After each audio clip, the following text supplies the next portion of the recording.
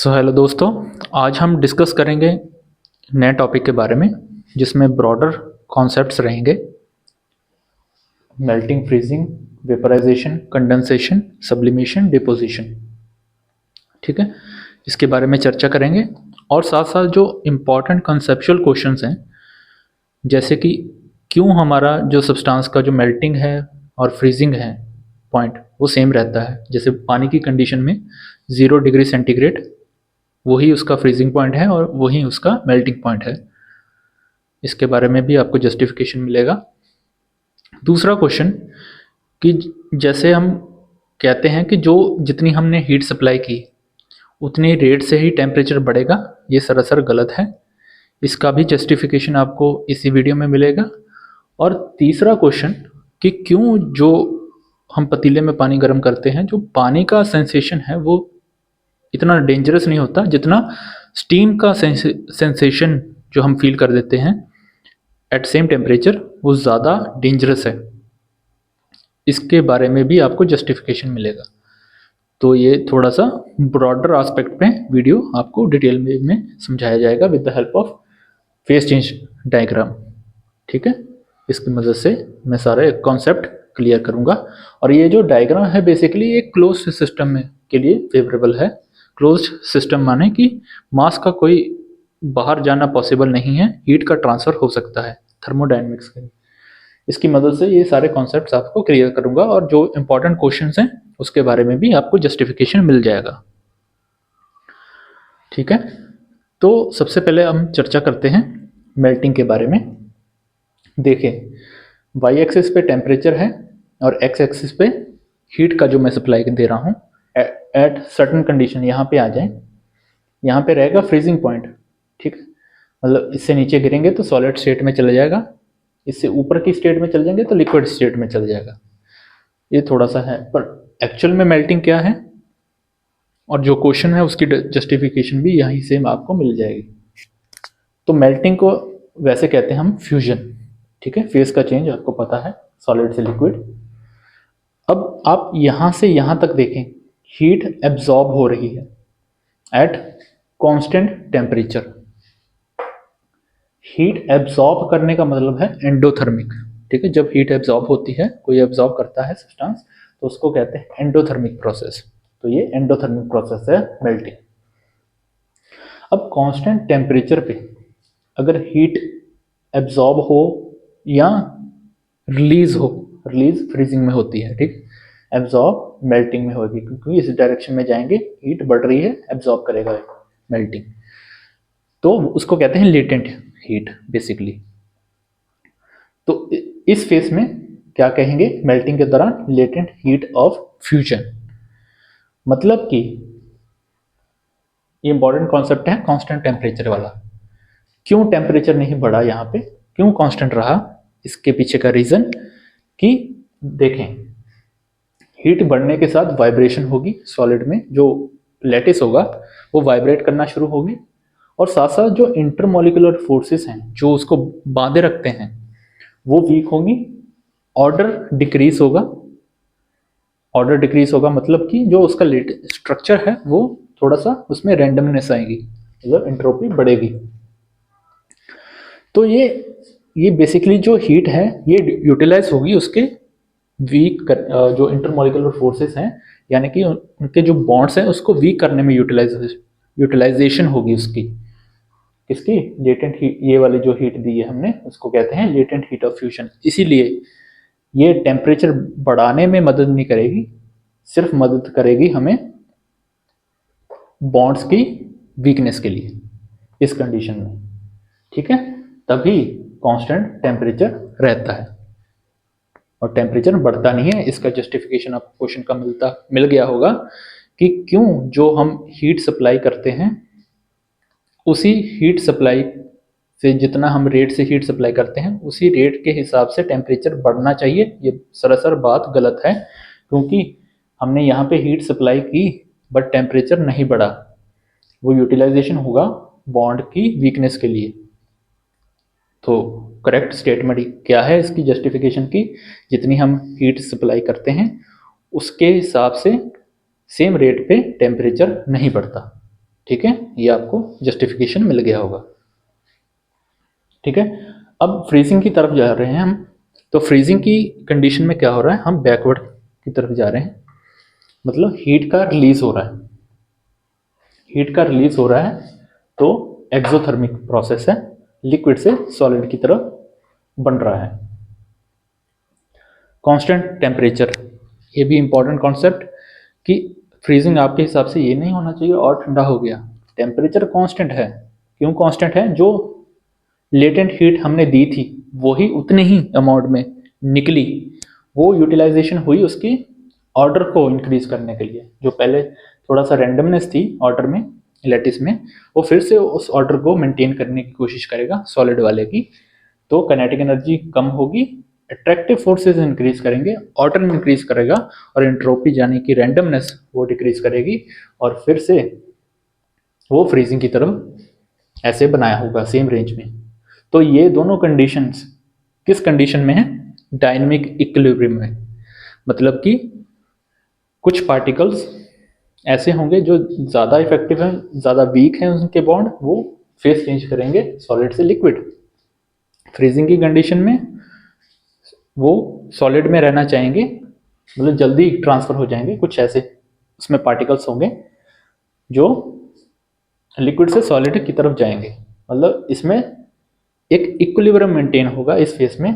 तभी जो आपका दूसरे क्वेश्चन का आंसर है कि क्यों melting point is equal to freezing point रहता है इस कंडीशन में, क्योंकि टेम्परेचर कांस्टेंट है एट 0 डिग्री सेंटीग्रेड। अगर मैं मानूँ यहाँ पे ये पानी का ही है, वही तो होता है 0 डिग्री सेंटीग्रेड। तभी इस कंडीशन में जो टेम्परेचर रहता है मेल्टिंग पॉइंट और फ्रीजिंग पॉइंट वो सेम रहता है, क्योंकि डायनेमिक इक्विलिब्रियम में है। और ये पूरा जो फेस है वो यूटिलाइजेशन होता है लेटेंट हीट का फॉर दी बॉन्ड की वीकनेस के लिए, या बॉन्ड के बनाने में, ना कि टेम्परेचर रेस करने में। तो इसलिए मेल्टिंग पॉइंट और फ्रीजिंग पॉइंट सेम रहता है। ये आपके दूसरे क्वेश्चन का जस्टिफिकेशन आपको मिल गया होगा। तीसरी तरफ आए हम, वेपराइजेशन की तरफ। तो वेपराइजेशन में क्या हो रहा है, लिक्विड से गैस की तरफ जा रहे हैं। अब लिक्विड थोड़े से क्लोज, ये क्लोजली पैक्ड हो गए, ये थोड़े से लूजली पैक्ड हो गए लिक्विड के जो अंदर पार्टिकल्स हैं। तो यहाँ पे आप विड्थ देख सकते हैं इनकी, इसकी विड्थ ज़्यादा है, लेटेंट हीट ऑफ वेपराइजेशन की विड्थ ज़्यादा है as compare to latent heat of fusion. मतलब कि इसमें ज़्यादा अमाउंट ऑफ हीट चाहिए ताकि फेस का चेंज हो लिक्विड से गैस की तरफ। ठीक है, तभी इसको थोड़ा सा बड़ा बनाया गया है। तो वेपराइजेशन में क्या हो रहा है, इस तरफ जाएं तो ये हीट एब्सॉर्ब करेगा यहाँ पे लिक्विड। यहाँ पर वही condition same, constant temperature maintain रहेगा।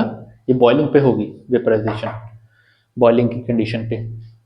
अगर आप यहाँ पे नोट कर पाएंगे तो बॉइलिंग पॉइंट है, इससे ऊपर चलेगा गैस पे ट्रांसफर हो जाएगा। ठीक है, तो ये बॉइलिंग की कंडीशन है। तो इसमें जो हीट यूटिलाइजेशन होगी ज़्यादा होगी, क्योंकि आप देख ही सकते हैं कि विड्थ इंक्रीज है, उसकी हीट यूटिलाइजेशन ज़्यादा है क्योंकि इंटरमोलिकुलर अट्रैक्शन ज़्यादा है, प्लस सरफेस टेंशन भी है लिक्विड की। उसकी वजह से सरफेस टेंशन मतलब कि और रेजिस्टेंस की तरह समझें लिक्विड को। इसको मैं किसी और वीडियो में आपको समझाऊंगा डिटेल में। ठीक है, उसके कारण क्या होगा, जो ऑर्डर है, ऑर्डर का मतलब कि जो लैटिस है वो और डिक्रीज करेगा, रेंडमनेस ज़्यादा बढ़ जाएगी, क्योंकि लिक्विड से गैस की तरफ आ रहे हैं तो एंट्रोपी ज़्यादा बढ़ जाएगी। तो हीट का जो एब्जॉर्बेशन हो रहा है वो एंडोथर्मिक प्रोसेस है वेपराइजेशन। इसमें थोड़ा सा ये भी लिखा है मैंने कि बॉइलिंग प्लस इवेपोरेशन, कि इस कंडीशन में बॉइलिंग भी हो रही है प्लस इवेपोरेशन भी हो रही है। क्योंकि अगर आप देख सकते हैं कि बॉइलिंग होती है जब vapour pressure is equal to external pressure होता है। ठीक है, साथ साथ इवेपोरेशन भी होती है। इवेपोरेशन किसी भी टेम्परेचर पे हो सकती है, बॉइलिंग एक सर्टेन पॉइंट पे होती है।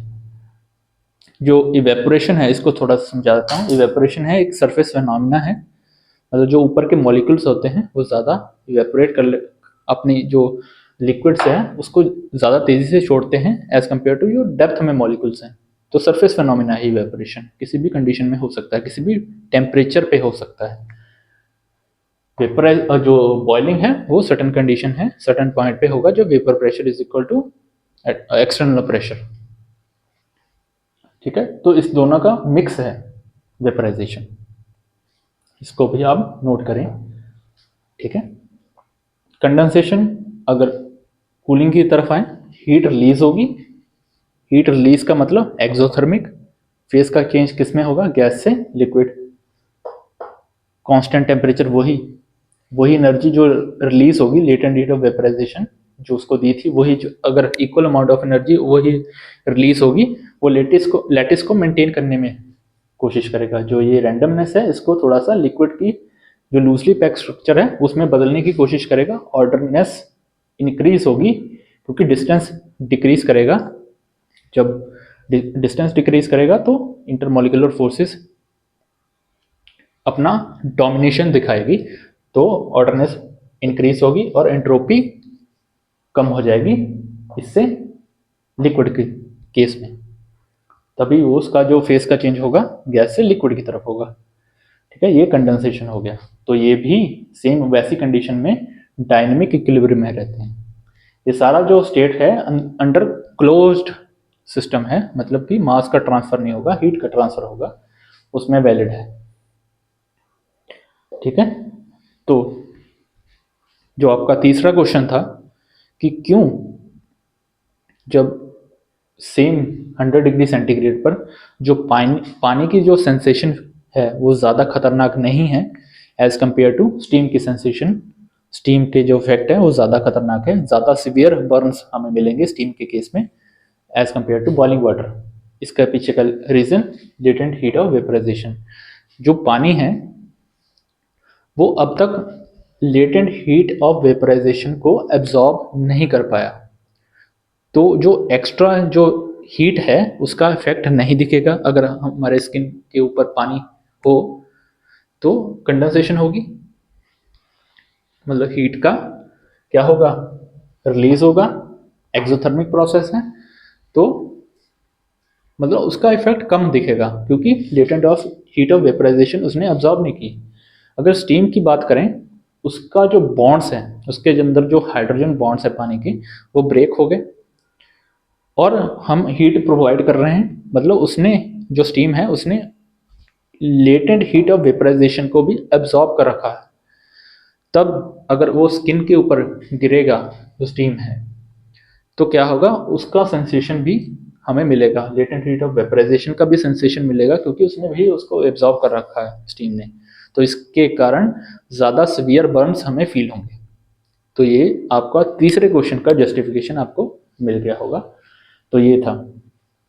इसमें थोड़ा सा मैंने सब्लिमेशन और डिपोजिशन को भी एक्सप्लेन किया है, हालांकि ये प्रेशर पे ज़्यादा डिपेंड करते हैं। ठीक है, पर इसको मैंने सोचा कि इसमें भी थोड़ा सा आपको बता दूं। तो जो सब्लिमेशन है वो डायरेक्टली सॉलिड से गैस, आपको पता होगा, जैसे नेप्थेलियन बॉल्स होगी आपकी, और आपका जो आयोडीन का क्रिस्टल हो गया, ड्राई आइस होगी, वो डायरेक्टली सॉलिड से गैस की तरफ जाते हैं।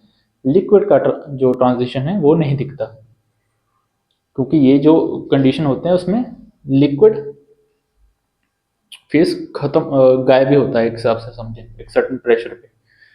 ठीक है, इसको प्रेशर वाले इफेक्ट पे ज़्यादा समझाऊंगा किसी और वीडियो में। इतना आप समझें, जो सब्लिमेशन है हीट को इस तरफ जाएंगे, हीट को एब्जॉर्ब करेगा, तो एंडोथर्मिक प्रोसेस है। और टेम्परेचर, दूसरी बात, इसमें कांस्टेंट नहीं रहता, टेम्परेचर कांस्टेंट नहीं रहता, इसकी रेंज में एक टेम्परेचर रहता है, उसमें सब्लिमेशन होता है। ठीक है, बाकी जो ये चार प्रोसेस हैं इसमें टेम्परेचर कांस्टेंट रहता है क्योंकि वो यूटिलाइजेशन होगा बॉन्ड्स की ब्रेकिंग के लिए।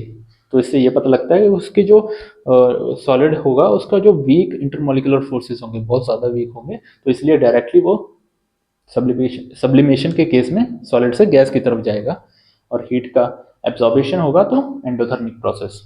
सरफेस फिनोमिना इसलिए है कि एवेपोरेशन की तरह ही है, क्योंकि एवेपोरेशन भी एक सरफेस फिनोमिना है, whereas boiling is a bulk phenomena। ठीक है, डेपोजिशन दूसरी डायरेक्शन में आएंगे, इस तरफ आएंगे, हीट का रिलीज होगा, एक्सोथर्मिक प्रोसेस, और टेम्परेचर कांस्टेंट नहीं रहेगा, तो अक्कर एट वही एक रेंज में ही इसका, टेम्परेचर की रेंज में ही इसका इफेक्ट दिखेगा, कांस्टेंट टेम्परेचर नहीं रहेगा। इसकी एग्जांपल अगर आप रहें, जो फ्रॉस्टिंग होती है वो इसकी एग्जांपल आप ले सकते हैं डेपोजिशन के केस में। तो आपको जो इम्पोर्टेंट फिजिक्स के कॉन्सेप्ट हैं कि हीट का सप्लाई का ये मतलब नहीं है कि कांस्टेंट उतने ही, जितना आप रेट से हीट को सप्लाई कर रहे हैं उतने ही रेट से आपका टेम्परेचर इंक्रीज होगा। ये सरासर गलत बात है, इसका जस्टिफिकेशन आपको मिल गया। दूसरी बात, क्यों जो स्टीम है एट सेम टेम्परेचर पानी कम खतरनाक है as compare to boiling water, कम खतरनाक है as compare to boiling steam at 100 degree centigrade, उसका भी जस्टिफिकेशन मिल गया आपको। ठीक है, और किसका मिल गया था आपको कि क्यों जो मेल्टिंग है और फ्रीजिंग है ये सेम रहता है, मतलब 0 डिग्री सेंटीग्रेड रहता है, क्योंकि एक डायनेमिक इक्विलिब्रियम में है। ठीक है, पूरा आपको जस्टिफिकेशन मिल गया होगा। सो होप करता हूँ वीडियो बढ़िया लगी होगी। मिलते हैं एक नई वीडियो में, और जाते जाते लाइक एंड सब्सक्राइब करके ज़रूर जाएं। धन्यवाद।